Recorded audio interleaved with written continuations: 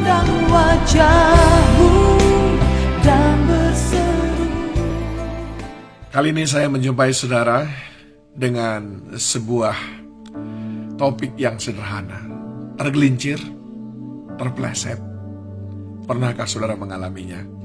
Dalam suatu kali pertandingan, saya melihat Valentino Rossi memulai pertandingan dengan sedemikian baik. Tetapi hanya 5 menit sesudah melaju, saya melihat dia terpleset dan tergelincir jatuh. Maka harapan para fans, bahkan mungkin harapan daripada Valentino Rossi sendiri untuk mengangkat piala menjadi buyar. Alkitab mengatakan dalam Mazmur 73 ayat 2, tetapi aku sedikit lagi maka kakiku terpeleset. Nyaris aku tergelincir. Tergelincir, terpeleset adalah gambaran daripada kita memulai dengan baik, tetapi oleh karena satu dan lain hal, kita jatuh. Hal yang sama pernah dialami oleh seorang raja bernama Raja Yosia yang menjadi raja pada usia yang sangat belia, 8 tahun. Memerintah dengan luar biasa, dia takut Tuhan.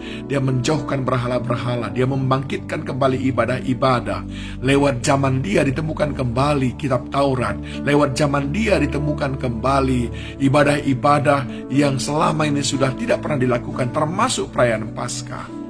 Lewat zaman Yosia kembali itu dibangkitkan. Tetapi dikatakan di dalam 2 Tawarikh 35 ayat 20, kemudian daripada semua ini, setelah Yosia memperbaiki rumah Tuhan, maka majulah Neko Raja Mesir hendak berperang di Karkemis di tepi sungai Efrat. Yosia keluar menghadapinya. Padahal Neko sudah mengatakan, aku tidak berperang melawan engkau. Saudara bisa membacanya terus dari ayat 20 sampai dengan ayat yang ke-27. Dia sudah mengatakan, Tuhan Allah yang menyuruh aku. Dikatakan di dalam ayat yang ke-21 bagian B, saat ini aku tidak datang melawan engkau, tetapi melawan keluarga raja yang sedang kuperangi. Allah memerintahkan aku supaya segera bertindak. Hentikanlah niatmu menentang Allah yang menyertai aku, supaya engkau jangan dimusnahkannya. Ayat 22 mengatakan, tetapi Yosia tidak berpaling daripadanya, melainkan menyamar untuk berperang melawan dia.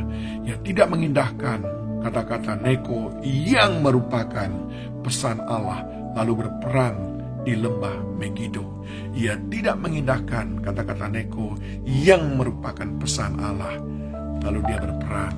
Dan akhir daripada kisah itu diceritakan bahwa Yosia wafat, Yosia mati. Apa yang kita pelajari di sini? Yosia terpeleset, Yosia tergelincir.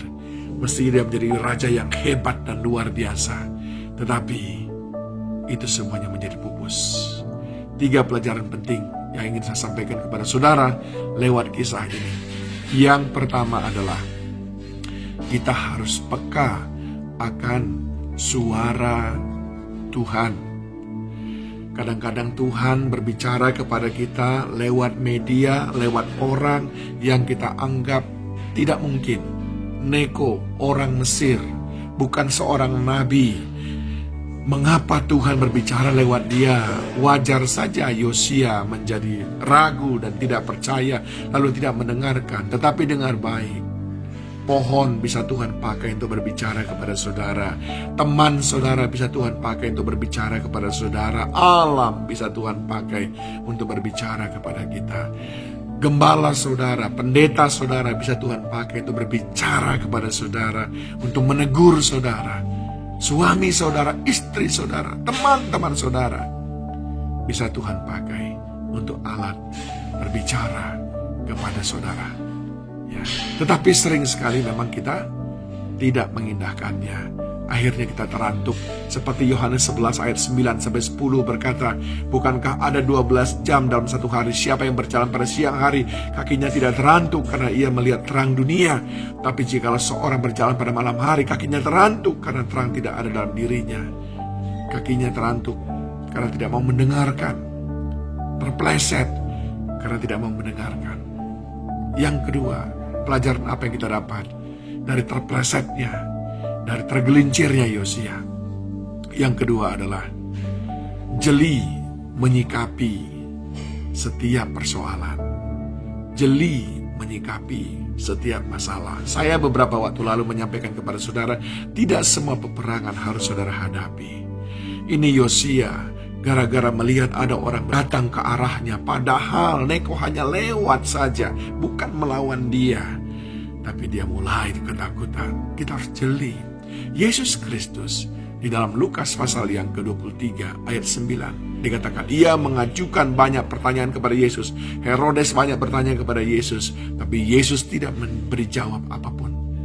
Apakah semuanya perlu kita jawab? Apakah semua peperangan perlu kita hadapi? Tidak. Ada yang hanya sekedar lewat saja. Ada yang hanya sekedar saudara cukup mendengarkannya. Tidak semua komentar orang lain perlu saudara tanggapi. Harus jeli melihat keadaan. Karena kadang-kadang kalau saudara tanggapi justru membuat saudara dalam kesulitan. Tidak semua cemooh orang lain perlu saudara respon. Biarkan saja. Jadi kita harus jeli menyikapi persoalan. Dan yang ketiga, apa yang diberikan oleh Yosia untuk kita pelajari supaya jangan terpeleset adalah jangan suka ikut campur dengan urusan orang lain. Ini bukan urusan Yosia, tapi Yosia ikut campur. Itu yang membuat dia pun menjadi hancur. Dia terpeleset.